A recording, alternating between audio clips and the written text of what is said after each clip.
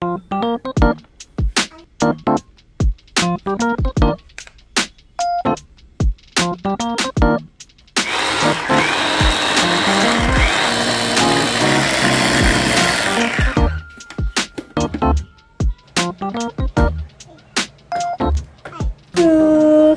na ang baby bunso.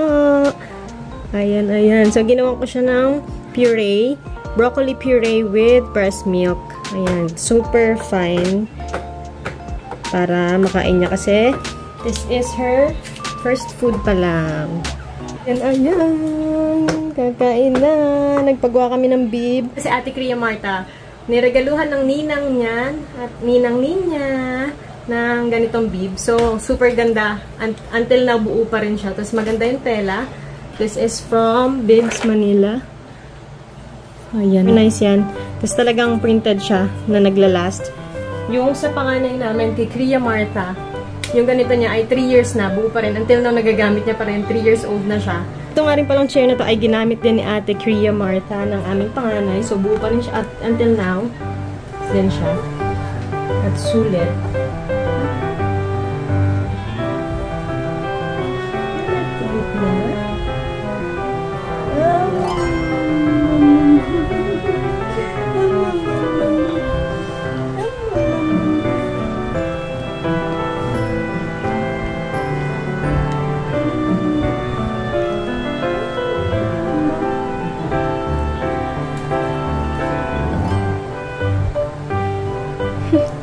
Baby Kaylin, hindi namin siya agad pinakain ng saktong 6 months. 6 months na siya ngayon, pero going 7 months na siya. Hindi namin siya agad pinakain kasi nung bago pa lang siya mag 6 months old, hindi pa siya mumangang sa kutsara. Pero nung after 6 months na siya, ongoing na siya sa 6 months old niya, ayun, nag-start na rin siya mumanga on her own, na pagka may kutsara kami, kumakain kami, ganyan. Subo na rin siya. So, I think it's the indication na ready na rin siyang kumain. So, start ko na siyang pakainin. Ayan. Ginawa ko na siya ng puree.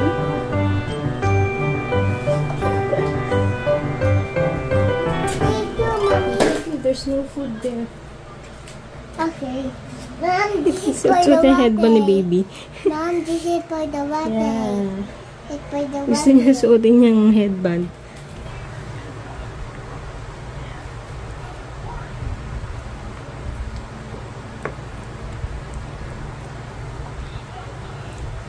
Yummy, yummy, yum. Yummy, yummy, yummy. Yum, yum, yum. Yummy, yummy, yummy. Ayan na. Naiinip na siya. Ito na ang nakain niya. Marami-rami na rin naman. Good, good, baby. Yum, yum. Broccoli. Broccoli puree. That's a pure broccoli with breast milk lang. Ayan, ayan. See ya.